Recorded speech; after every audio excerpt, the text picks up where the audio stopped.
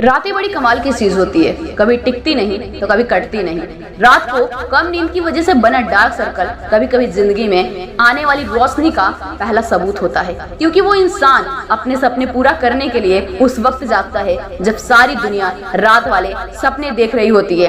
कई लोग ब्रेकअप से दुखी है, कोई धोखा खा रहा है, कोई चीट कर रहा है, कोई इग्नोर कर रहा है, तो कोई रातें खराब कर रहा है। रात में किसी और से इंसान के इश्क में जागोगे तो कोई गारंटी नहीं है कि सुबह खुल के मुस्कुरा पाओगे या नहीं, लेकिन अगर रात को किताबों के लिए जागोगे तो सुबह एक सुकून भरी मुस्कान होगी।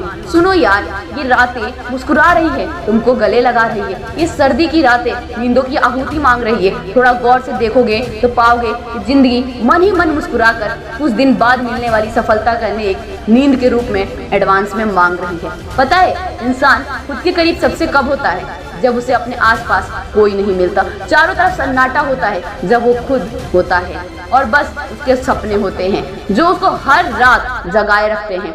जब कोई बंदा या फिर बंदी किसी एग्जाम में टॉप करते हैं तो हमें लगता है उसको सफलता ऐसे ही मिल गई, लेकिन ये कोई नहीं जानता उस बंदे के या फिर उस बंदी के इस 2 डिजिट रैंक के पीछे ना जाने कितने रातों की कुर्बानी और मेहनत छुपी हुई है। कोई नहीं जानता इस टॉपर स्टूडेंट ने रंगीन दुनिया से नजरें हटा के सिर्फ अपनी ब्लैक एंड व्हाइट किताबों पे ही ध्यान दिया है।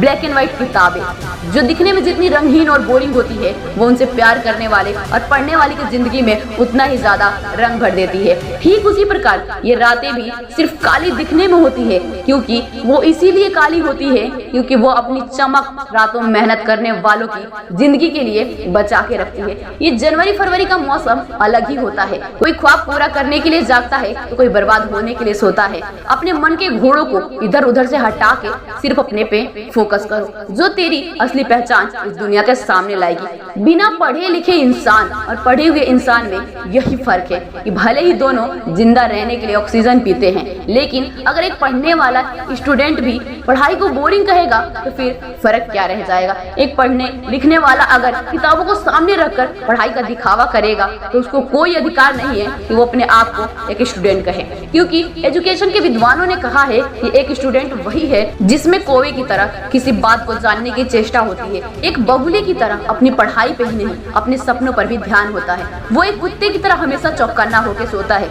जितनी जरूरत हो उससे थोड़ा कम खाना खाता है और घर से दूर रहकर भी पढ़ाई कर सकता है। जिस बंदे में ये 5 लक्षण होते हैं वो एक आदर्श विद्यार्थी होता है।